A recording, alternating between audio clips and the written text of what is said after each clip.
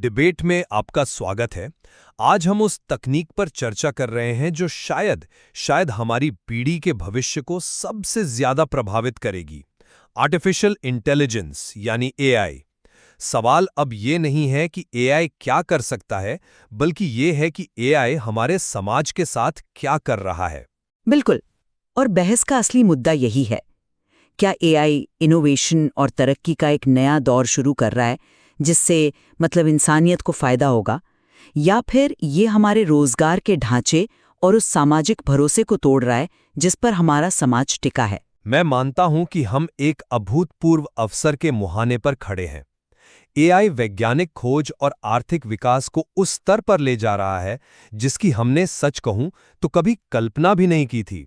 और मेरा तर्क ये है कि इस सुनहरे भविष्य की चकाचौंध में हम उस बड़ी सामाजिक कीमत को नज़रअंदाज कर रहे हैं जो लाखों लोग, खासकर युवा, आज चुका रहे हैं।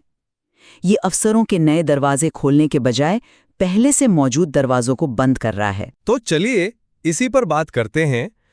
देखिए, मेरे नज़रिए में एआई अब सिर्फ एक टूल नहीं है, यह एक तरह से वैज्ञानिक बुनियादी ढांचा बन गया है, ठीक बिजली या इंटरनेट की तरह।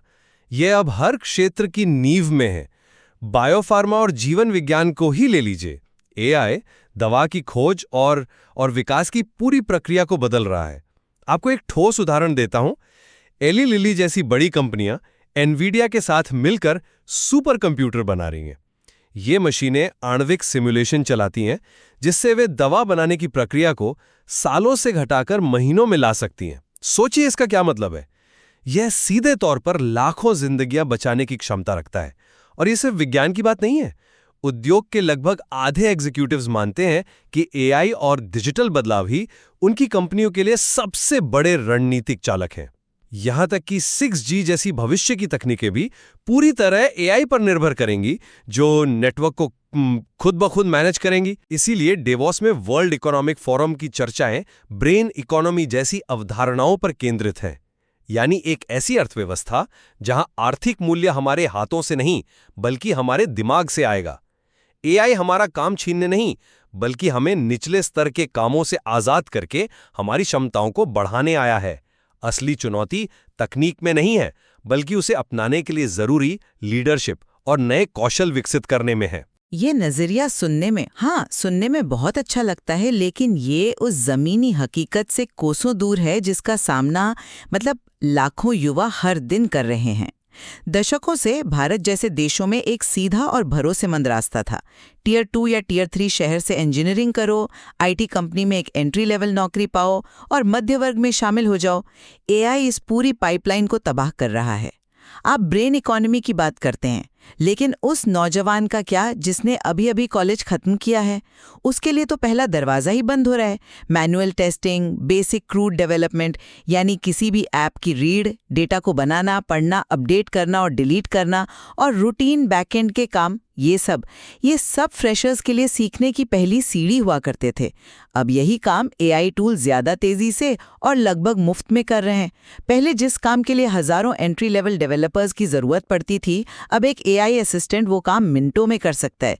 तो समस्या सिर्फ ये नहीं है कि कुछ नौकरियां जा रही हैं। असली समस्या ये है कि अनुभव हासिल करने का, इंडस्ट्री में पैर जमाने का पहला रास्ता ही गायब हो रहा है। जैसा कि विशेषज्ञ चेतावनी दे रहे हैं, असली कौशल की कमी अब कोडिंग या टेस्टिंग में नहीं बल्कि निर्णय लेने, आलोचनात्मक सोच और एआई के दिए गए आउटपुट पर सवाल उठाने की क्षमता में है।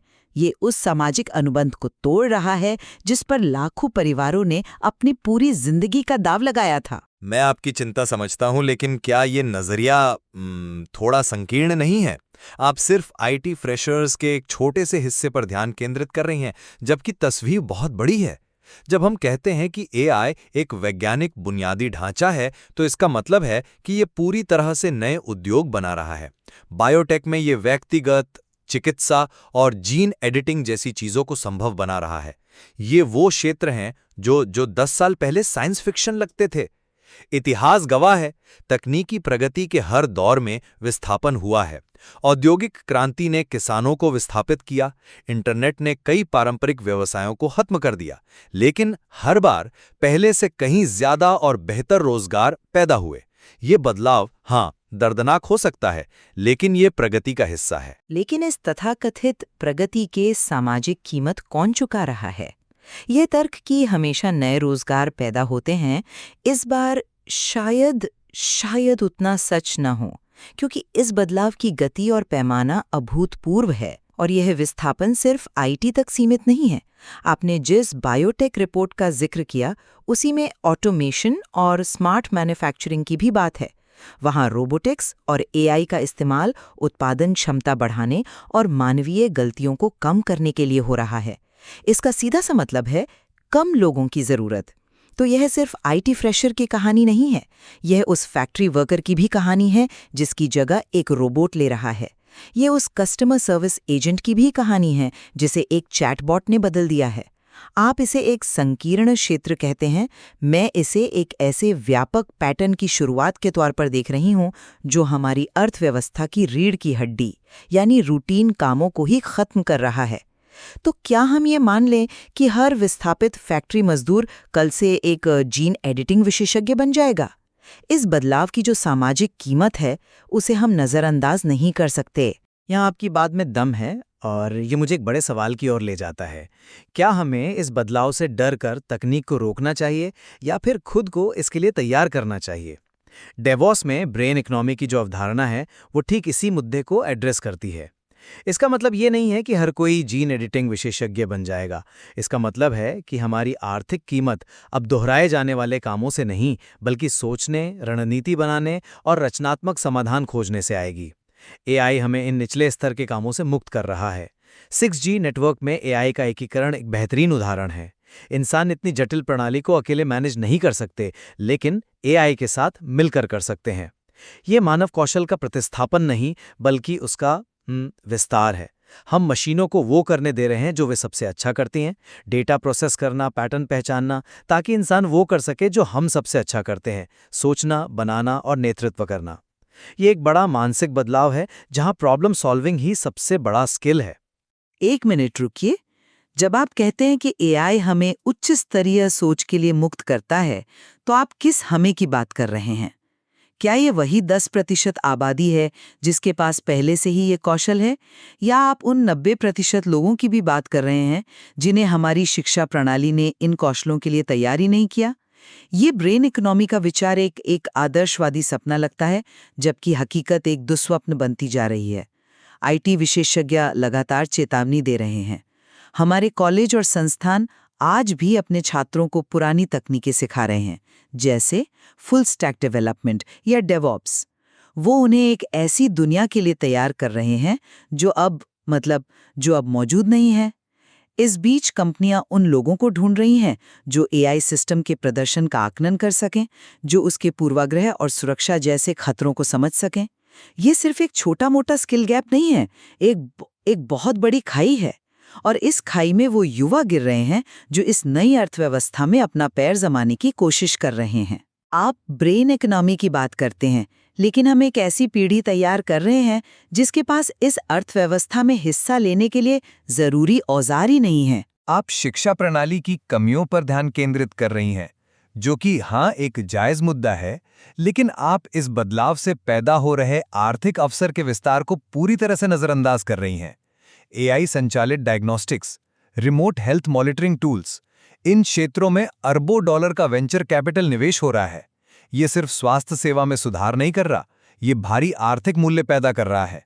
ये आर्थिक विकास का एक नया इंजन है, और यही इंजन अंततः उन नए रोजगारों और सामाजिक कार्यक्रमों को फंड करेगा जिनकी आप बात कर रही हैं।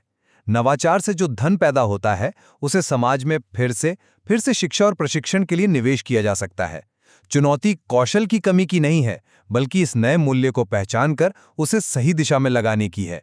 अगर हम इस विकास को रोक देंगे तो हमारे पास निवेश करने के लिए कुछ बचेगा ही नहीं। लेकिन ये आर्थिक मूल्य कहाँ केंद्रित हो रहा है? मैं इसे एक अलग दृष्टिकोण से देखती हूँ। ये पैसा और अवसर कुछ चुनिंदा कंपनियों और उन लोगों के हाथों में जमा हो रहा है जिनके पास पहले से ही विशेष कौशल और पूंजी है। इस बीच सामाजिक अनुबंध टूट रहा है।